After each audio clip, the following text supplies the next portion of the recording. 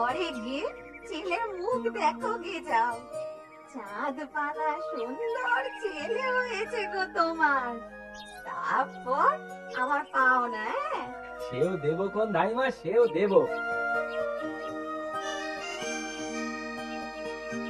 বুঝলি বউ, তোর ছেলেকে কিন্তু একেবারে তোর মতোই সুন্দর দেখতে হয়েছে। যা, হ্যাঁ, আমার তো মনে হয় তোমার মতো সুন্দর হয়েছে। ও তাই? এতদিনে আমার স্বপ্ন সার্থক হলো, কি বল? তা বলতে পারো। ওর নাম রাখলে কি বলো তো? নাম তুই বল না, কি নাম তোর পছন্দ? শিবনাথ। শিবু। বাহ, বেশ জব নাম হয়েছে। ও আমার শিবে। কবে তুই বড় হবি রে?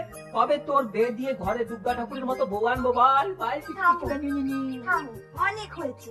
কেন কেন থামবো কেন? শুধু বড় হলেই হবে?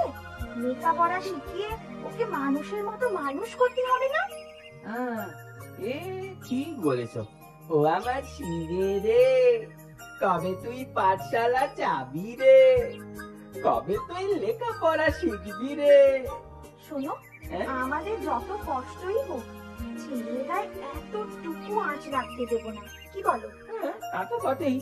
আমাদের যত অভাব, যত দুঃখই থাক, ছেলেকে মানে আমাদের শিবেকে আমরা সুখেই রাখবো। হ্যাঁ, ও আমার শিবে রে, ও আমার ও আমার শিবে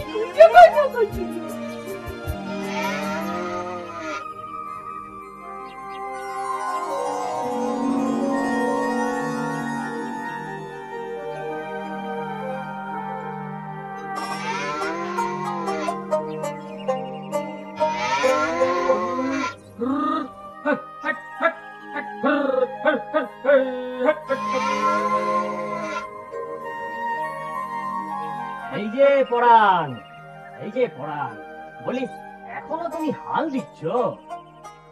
কেন বলো তো বিষ্ণুদা, কথা কইছো কেন?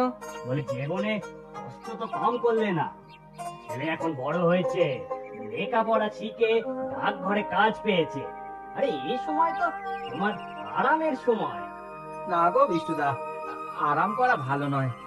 আরাম একটা কঠিন রোগ। যতদিন হাত পা চলে ততদিন কাজকর্মে থাকাই ভালো।